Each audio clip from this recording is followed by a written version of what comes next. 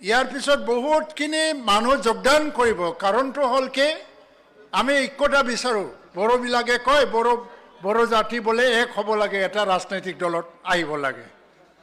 আৰু বড়োৰ বাহিৰে অবড়োসকলেও কয় এক হওক, BTCৰ ৰাজনৈতিক শক্তিশালী হৈ যাওক আৰু BTCৰ ৰাজনৈতিক ক্ষমতা যুগে যুগে BTCবাসী ৰাজ্যৰ হাততে ৰাখিব লাগে বুলি কয়। আচলতে এই যোগদান কাৰ্যসূচীৰ দ্বাৰা দিয়ে BTCবাসী ৰাইজে লাহে লাহে লাহে এক ৰাজনৈতিক দলতে একত্ৰিত হ'বলৈ গৈ আছে। আমি এইটোকে ক'ব লাগিব। আজি হাগ্ৰামা মহিলাৰী কেইদিনমানত সহাত বাওহাত তেওঁৰ লগত থকা আমাৰ চন্দন ব্ৰহ্ম, কাম্পা বৰগয়াৰী UPPLত যোগদান কৰাৰ কাৰণে হয়তোবা আজি মনত কোনো শান্তি নাই, স্থিৰতা নাই, যা তা বকি আছে। কেতিয়াবা ক'লে যে নাই নাই তেওঁলোকে যোৱা নাই, এতিয়াও BPF দলতে আছে, তেওঁ বোলে নাজানে UPPLত যোগদান কৰাটো। আৰু ইদিনা ক'লে ডিপুটেশ্যনত পঠাইছে বুলি, তেওঁহে পঠাইছে বোলে ডিপুটেশ্যনত।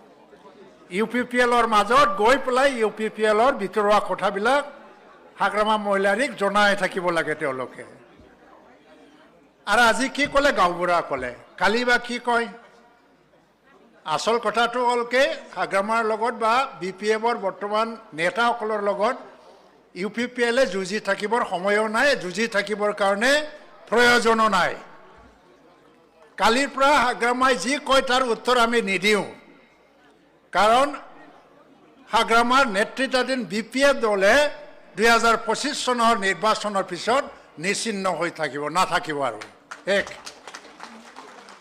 শেষত তেওঁ যদি সমাজৰ কাৰণে কাম কৰিব বিচাৰে, তেওঁ হয়তোবা আজি যিসকলে UPPLত যোগদান কৰিছে অকল UPPLক ভাল পোৱা নহয়, বা UPPLৰ নেতাসকলক ভাল পাই আঁকোৱালি লৈ যে UPPLত যোগদান কৰিছে এইটোৱেই নহয় মতলবটো, উদ্দেশ্য। তেওঁলোকৰ মনত এটা উদ্দেশ্য আছে যে এই সময়ত আমি কোনোবা এটা দলত এক হৈ পেলাই BTCৰ ৰাজনৈতিক সত্তাটো আমি ৰক্ষা কৰিব লাগে। তাৰ কাৰণে তেওঁলোকে এক হ'বলৈ আহিছে। তো তেখেতসকলক আমি ডাঙৰকৈ হাত চাপৰি বজাই আজি হিতেশ বসুমতাৰী ডাঙৰীয়াক আগতে আপোনালোকে এবাৰ হাততালি বজাই পেলাই, ডাঙৰকৈ হাততালি বজাই পেলাই আদৰণি জনাওক। প্ৰমোদ বড়োৰ নেতৃত্বত তেখেতে এটা ডাঙৰ কাম কৰি আছে। শত্ৰু মিত্ৰ যিয়ে নহওক, কিন্তু এই অঞ্চলৰ উন্নয়নৰ কাৰণে, শান্তি প্ৰতিষ্ঠাৰ কাৰণে যিসকলে একেলগে কাম কৰিবলৈ আগবাঢ়ি আহে সেইসকলক তেওঁ আঁকোৱালি ল'ব পাৰে। আমাকো বুজাই আছে, আমাকো কৈ আছে যে আমি চবকে আঁকোৱালি ল'ব লাগে। আজি আমি চবকে আঁকোৱালি লৈ আছোঁ। অকল BPFৰ পৰা কিয়, অন্য দলৰ পৰাও যদি আহে, বিনা চৰ্তত BTCৰ উন্নয়নৰ কাৰণে, শান্তিৰ কাৰণে। আজি BTCত কি চলি আছে গোটেই ভাৰতে চাই আছে। ছেপ্টেম্বৰ মাহত নিৰ্বাচন হ'ব। এই ছেপ্টেম্বৰ মাহত বৰ্তমান চলাই থকা UPPL দলে কিমান শক্তিশালী হিচাপে নিৰ্বাচন জয়ী হ'ব পাৰিব, ক্ষমতাত আহিব পাৰিব নে নাই, তাৰ যা কেলকুলেশ্যন সমগ্ৰ ভাৰতত চলি আছে। BTCটো ইমান সৰু হৈ থকা নাই, সমগ্ৰ অসমত তাৰে চৰ্চা, সমগ্ৰ ভাৰতত তাৰে চৰ্চা। আৰু যদি আজি 3 মাহৰ কাৰ্যকলাপটো যদি চাই, ইয়াত একোৱেই দেখা পোৱা নাই ভাৰতৰ মানুহে। অকল UPPL অকল UPPLকে দেখা পাই আছে।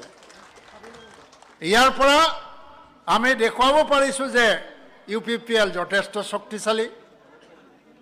যোৱাকালি মোক এজন সাংবাদিকে সুধিলে,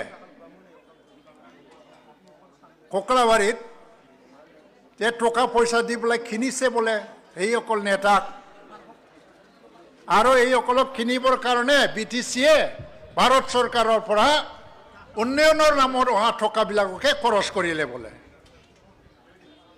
মই তেতিয়া কৈছিলোঁ হাঁহি, চৰকাৰী পইচা উলিয়াব লাগিলেতো প্ৰথম চেংচন হ'ব লাগে, এডমিনিষ্ট্ৰেটিভ এপ্ৰুভেল হ'ব লাগে, ফাণ্ড ৰিলিজ হ'ব লাগে। কোনোবা ৰাজনৈতিক নেতা কিনিবৰ কাৰণে এডমিনিষ্ট্ৰেটিভ এপ্ৰুভেল দিয়ে নেকি চৰকাৰে? চেংচন দিয়ে?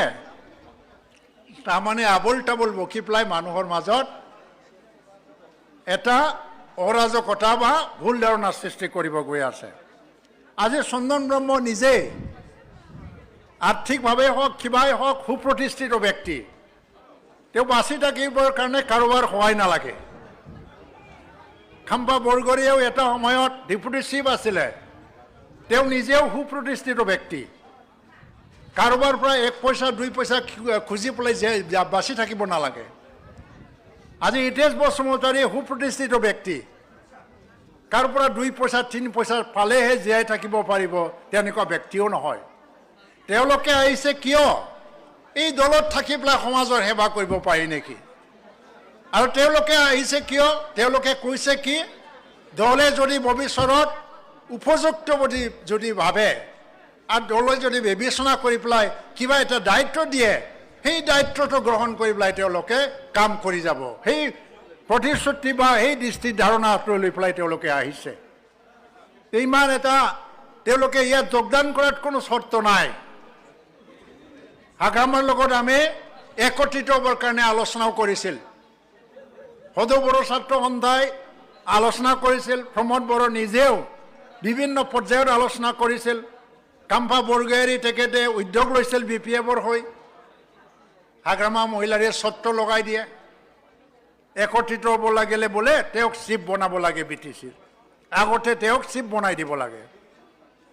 চৰ্ত লগাই দিয়ে, চৰ্ত লগোৱাৰ কাৰণে একত্ৰিত নহ'ল। আজি তেওঁ অকলশৰীয়া হ'ব লগা হ'ল। সেইকাৰণে তেখেতে যি কয় কৈ থাকক, আমি তাৰ কোনো উত্তৰ দিব নালাগে। আমাৰ ভাল দিন আহি আছে। জাতি জনগোষ্ঠী আমি যদি ভাৰতবৰ্ষৰ ভিতৰত এই BTC অঞ্চলত যি স্থায়ী শান্তি ইয়াত আহিবলৈ আৰম্ভ কৰিছে, সেইটো চিৰযুগমীয়া কৰিবৰ কাৰণে যুগে যুগে অন্ততঃ 50 বছৰলৈকে ইয়াত উগ্ৰবাদ যাতে আকৌ উঠি নাহে, ইয়াত অৰাজকতা যাতে উঠি নাহে, বন্দুকৰ সংস্কৃতি যাতে ঘূৰি নাহে, সেইটো সুনিশ্চিত কৰিব লাগিলে আমি চব জনগোষ্ঠীৰ মানুহে এক হৈ পেলাই কাম কৰিব লাগে। এই প্ৰতিজ্ঞা লৈয়ে আমি আগবাঢ়ি যাব লাগে। সদৌ শেষত আকৌ এবাৰ হিতেশ বসুমতাৰীক মই আদৰণি জনাই আপোনালোক সকলোলৈ ধন্যবাদ দি পেলাই মোৰ বক্তব্য মই ইয়াতে সামৰিছোঁ। ধন্যবাদ।